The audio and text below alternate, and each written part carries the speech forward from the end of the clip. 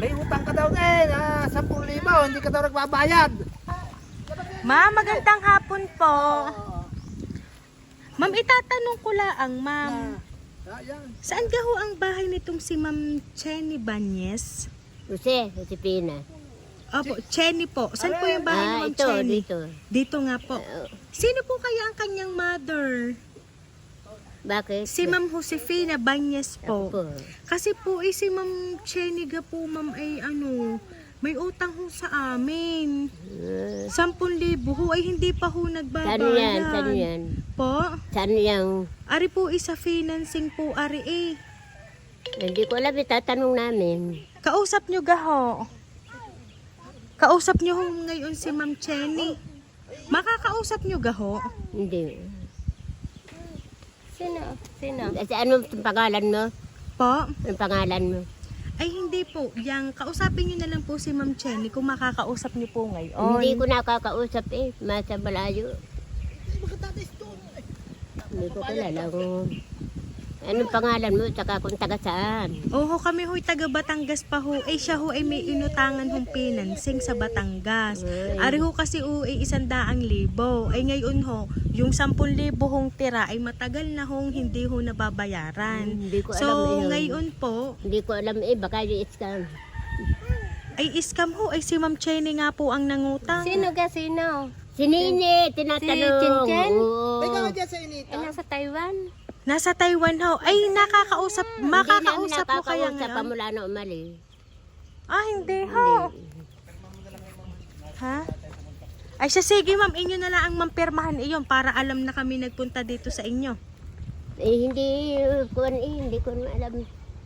Ako'y tanda na hindi ko pagdating ng Siruna, pagdating. Sino ka po ang kausap ninyo? Hindi ko alam, wala yung nababanggit sa Si amin. Ma'am Chenny po. Wala mo nababanggit sa amin.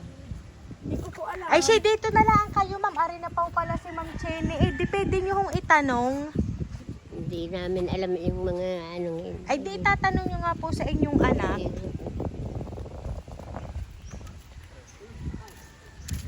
Ineng, sabihin mo nga ay mayroong tao dito sa inyo. Iyan na pala si Ma'am Chenny.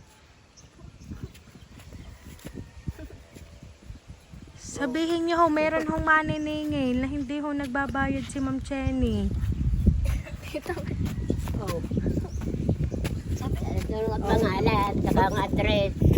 May utang ka daw na 10,000, hindi ka daw nagbabayad. Yan.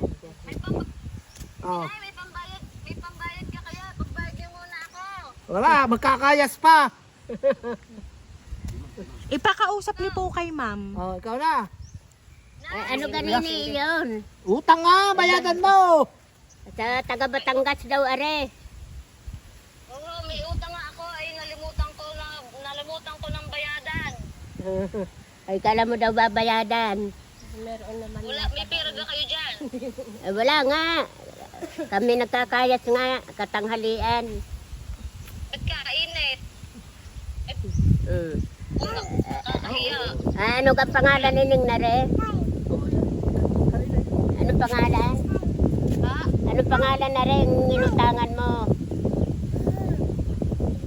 Ha? Ano? Sabihin mo. Yan? Ha? San Juan ang nautang. Taga San Juan. Anong tunay na pangalan? Anong tunay na pangalan? Para alam namin. Hindi ko nga. Ha? Para alam namin. Baka kina-scam na. Hindi ako nga utang na noon. Ay, nalimutan ko. Ay, ano nga pangalan? Naibigay ko nga ang contact nyo.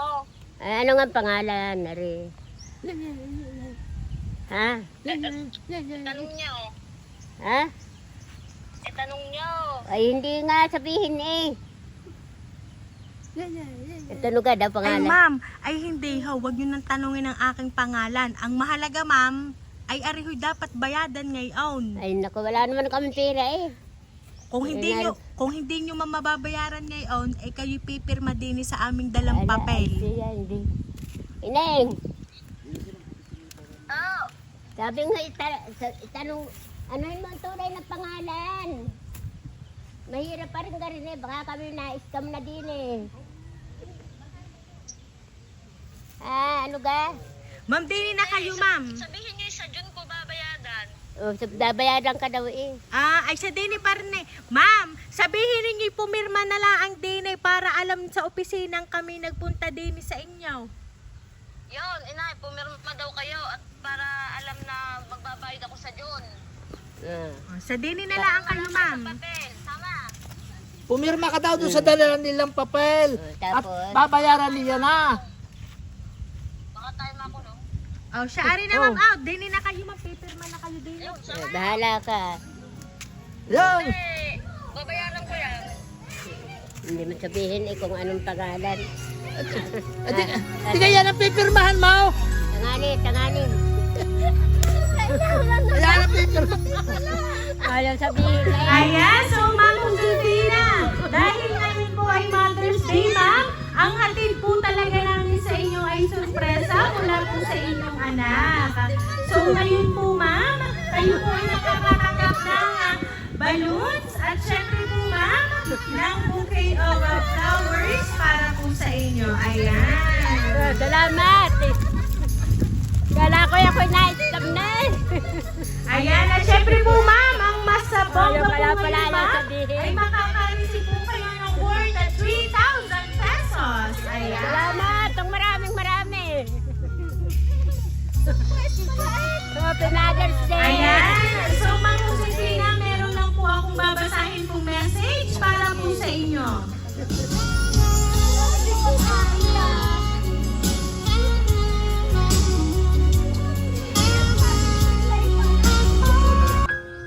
Happy Mother's Day, inay ko. Naway marami pang taon ang ibigay sa inyo ni Lord para mas marami pang Mother's Day ang ating isa-celebrate. Salamat sa pagpapalaki sa akin at syempre sa amin ng maayos kahit hindi na perpekto ang ating buhay. Malayo na ang nararating ng bunso ninyo dahil yun sa inyo. Salamat, inay, sa lahat ng sakripisyo niyo sa amin. Pangakong unti-unti kong tutuparin ang buhay na ipinangako ko sa inyo. I love you, inay. Mag-iingat kayo palagi dyan.